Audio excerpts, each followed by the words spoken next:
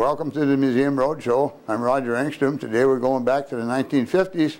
We're going to visit with Ruby Kiihn, and she's going to tell us about her experiences of growing up along Richwood Road, Guards Corner, north of Floyd Lake.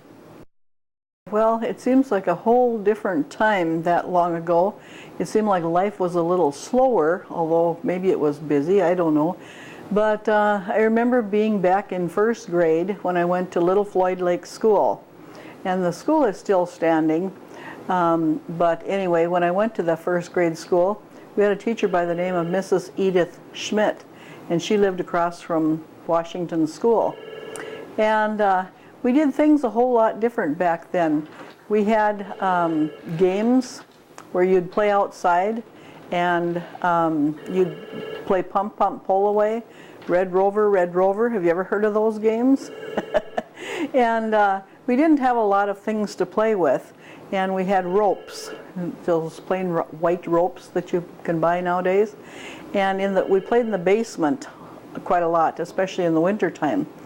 And what we'd do is put those ropes around our waist, and I guess we'd be the horse, and the other person would be like, giddy up, and we'd run around and around and around in circles around the posts in the basement. And we all had chores. Everybody had chores. You had to dust the erasers.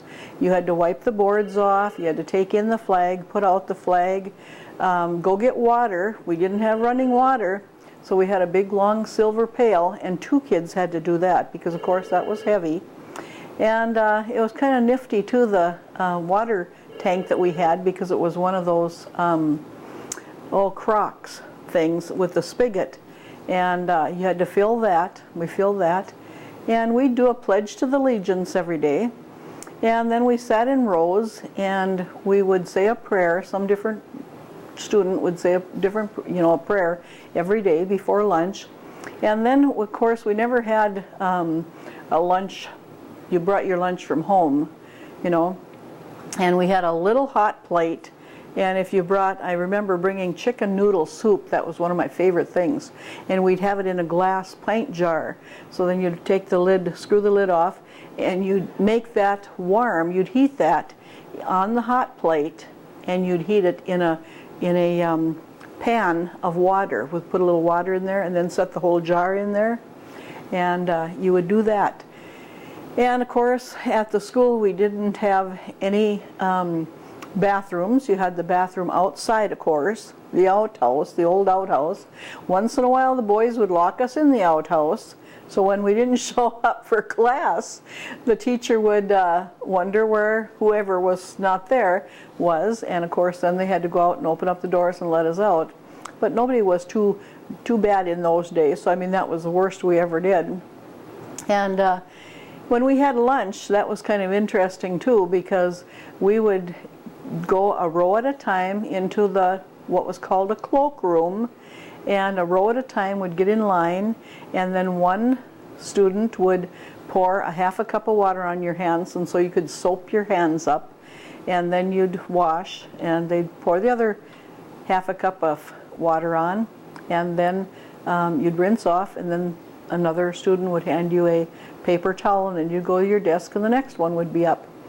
And there was benches in that. There was a boys' cloakroom and a girls' cloakroom, and that's where you had your lunch box or your paper bag, whatever you had. And anyway, back to the bathrooms. When I was in 6th grade, we were so excited because we got chemical toilets.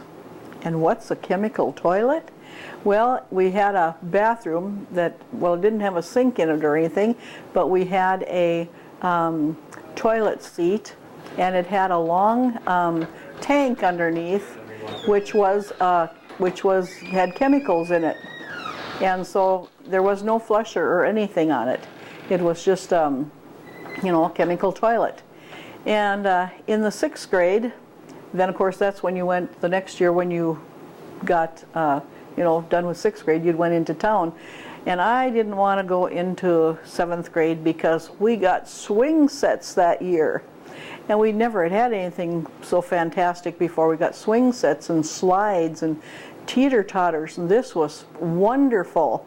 You know, we got that in 6th grade, but otherwise we had just the ropes, and we played games, and we played goose, gray duck or something, and run around the pie-shaped thing, and made snowmen and snow forts and all kinds of things.